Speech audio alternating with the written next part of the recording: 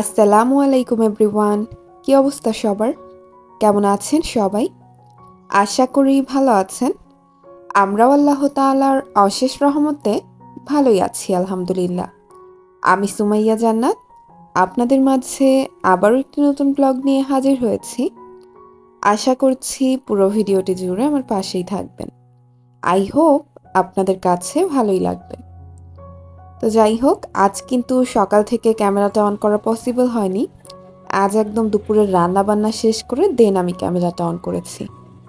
সকাল থেকে অনেক অনেক কাজ করেছি, রান্না বান্না করেছি। এবারে কিন্তু বেশ ক্ষুধা লেগে গিয়েছে। তো দুপুরের লাঞ্চ করব। এখন হচ্ছে খাবারগুলো সার্ভ করে নিচ্ছি। এখানে পাবদা মাছের একটা ঝোল রান্না করেছি। ঝোল বললেও হচ্ছে না, আবার ভুনা বললেও হচ্ছে না, একদমই মাখা মাখা একটা তরকারি করেছি। আর এদিকে রান্না করেছি খাসি। বললাম খাসি, দেখাচ্ছি বেগুন। ব্যাপারটা মজার না? এই বিষয়টা একটু পরে ক্লিয়ার করছি। আর রান্না করেছি মসুরির পাতলা ডাল। আমার বাসায় আবার ডালটা সবসময়ই প্রয়োজন হয়। সোহার বাবার না হলে গলা দিয়ে ভাত নামবে না। যত যাই রান্না করি না কেন, তাদের জন্য ডালটা করতেই হয়। তো এই যে এখানে ডালটাও রান্না করে নিয়েছি। এবারে চলেন দুপুরে খাওয়া দাওয়া করে নিই। তো এই যে খাবারগুলো টেবিলে দিয়ে দিচ্ছি। আর বেগুনকে খাসি বলার ব্যাপারটা হচ্ছে, আমিও এরকমটাই অবাক হয়েছিলাম বিয়ের পরপর যখন প্রথম তাদের বাসায় এভাবে বেগুনটা ভাজা হয়েছিল।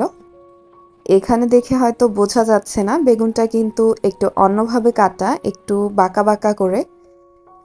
তো লম্বা বেগুনকে এরকম বাঁকা বাঁকা ভাবে কেটে তেলের উপরে জাস্ট ভেজে নিলে সেটাকে আমার হাজবেন্ডদের বাসায় বলে হচ্ছে বেগুন খাসি।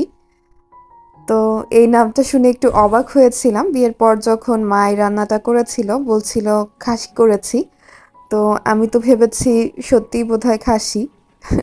পরে দেখতে পেলাম যে বেগুনকে ভেজেছে, সেটাকেই বলছে বেগুন খাসি।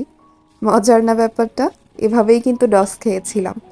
তো এই যে দুপুরবেলা তৃপ্তি সহকারে এক মুঠ ভাত খেয়ে নিলাম।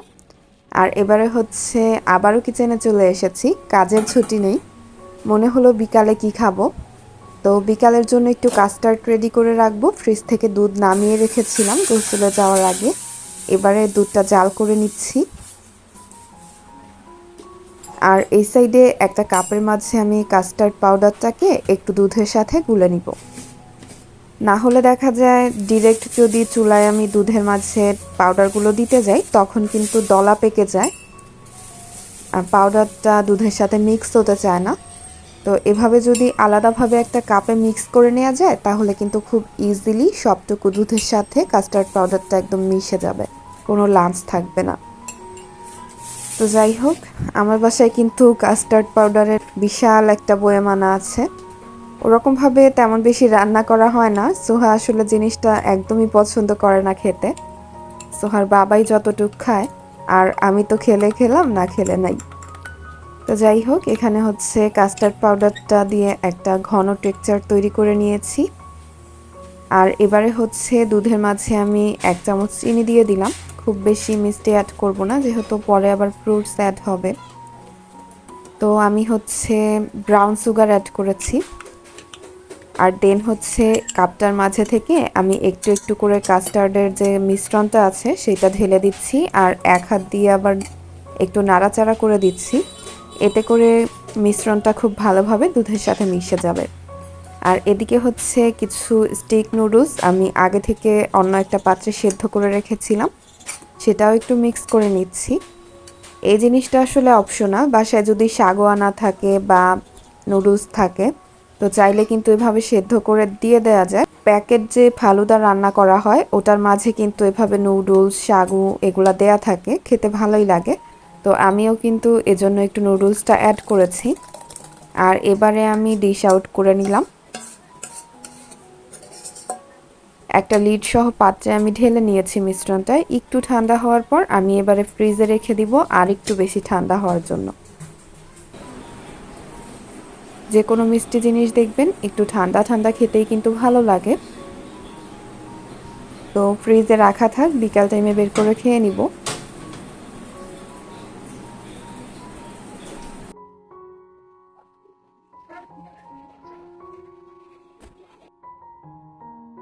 আর এখন হচ্ছে সন্ধ্যের পর মাগরিবের নামাজ পড়ে আবারও কিচেনে চলে এসেছি। এখানে আমি কাস্টার্ড রেডি করার জন্য কিছু ফল বাসায় ছিল, সেগুলো নিয়ে নিচ্ছি।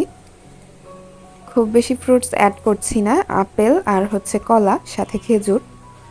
আসলে বাসায় যখন যেটা আনা থাকে, আনার থাকলে কিন্তু অনেক বেশি কালারফুল হয় কাস্টার্ডটা দেখতে। বাট যেহেতু আনা নেই, যা আছে তা দিয়েই এখন কাজ চালিয়ে নিব, নিজেরাই তো। তো এই যে কলাগুলোকে আমি একদমই ছোট ছোট স্লাইস করে কেটে নিচ্ছি। আর সাথে খেজুরগুলোকেও একটু ছোট ছোট করে কেটে নিব, আপেলগুলোকেও একদম কুচি করে কেটে নিব। আর ভিডিওর পর্যায়ে আমার সেই কমন রিকোয়েস্টটাও আপনাদের কাছে করে নিচ্ছি। আমার ভিডিওর কোনো অংশ যদি আপনাদের ভালো লেগে থাকে, তাহলে প্লিজ একটা ছোট্ট লাইক দিয়ে ভিডিওটিকে আরও অসংখ্য মানুষের কাছে পৌঁছে দিতে পারেন। আপনার একটা লাইক আমার ভিডিওটিকে আরও অনেকের কাছে পৌঁছে দিতে পারে।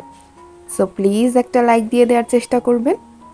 আর আপনি যদি আমার চ্যানেলটিতে নতুন হয়ে থাকেন, তাহলে আপনার কাছে রিকোয়েস্ট থাকবে আমার চ্যানেলটি ঘুরে দেখে আসার। তারপর যদি মনে হয় আমি আপনার সাবস্ক্রিপশন লিস্টে থাকার যোগ্য, তাহলে কিন্তু আপনি চাইলে আমার চ্যানেলটি সাবস্ক্রাইব করে রাখতে পারেন। পাশে থাকা বেল আইকনটি প্রেস করে রাখলে আমি ভিডিও ছাড়া মাত্রই পৌঁছে যাবে আপনার কাছে। আর আপনি যদি অলরেডি কাজগুলো করে থাকেন, তাহলে আপনাকে জানাই অসংখ্য ধন্যবাদ। তো যাই হোক, এখানে কিন্তু ফ্রুটসগুলো আমি কুচি করে নিয়েছি। এবারে কাস্টার্ডের মাঝে ফ্রুটসগুলো অ্যাড করে দিব। খুব বেশি সময় আগে থেকে এই কাজগুলো করলে দেখা যায় কি ফলগুলো একটু কালো হয়ে যায়, এজন্য কিন্তু আমি খাওয়ার একদমই আগে এই কাজগুলো করে নিচ্ছি। ফলগুলো আগে থেকে মিশিয়েও রাখা যাবে না, তাহলে কাস্টার্ডটা থেকে পানি ছেড়ে আসবে। আর এই তো ফ্রিজ থেকে কাস্টার্ডটা নামিয়ে নিয়েছি। মোটামুটি ঠান্ডা হয়েছে, অতটাও না, যেহেতু দুপুরে খাওয়া দাওয়ার পরে আমি কাস্টার্ডটা রেডি করেছিলাম। যদি সকাল টাইমে রেডি করে রাখতাম, তাহলে কিন্তু কাস্টার্ডটা আরও সুন্দরভাবে ঠান্ডা হয়ে যেত। তো যাই হোক, যা হয়েছে তা দিয়ে এখন কাজ চালিয়ে নিচ্ছি, বিকেলে নাস্তা তো করতে হবে। তো এই যে কাস্টার্ডগুলো আমি সবার জন্য বেড়ে নিচ্ছি। আর ভিডিওর পর্যায়ে আপনাদের কাছে আরও একটা রিকোয়েস্ট করছি, আমার ভিডিওগুলোতে যদি আপনাদের ভালো লাগা বা মন্দ লাগা থেকে থাকে, তাহলে প্লিজ কমেন্টের মাধ্যমে জানিয়ে দিবেন। আপনাদের ভালো লাগা মন্দ লাগাগুলো জানতে পারলে কিন্তু আমার বেশ ভালো লাগে। আর যদি মনে হয় যে কোনো জিনিস আমার ভিডিওতে ভালো লাগছে না, তাহলেও কিন্তু জানাতে পারেন। এতে করে দেখা যাবে আমি আমার ভুল ত্রুটিগুলো পরবর্তীতে শুধরে নিতে পারবো। তো যাই হোক, এখানে কাস্টার্ডের মাঝে আমি ফ্রুটসগুলো অ্যাড করে দিয়েছি।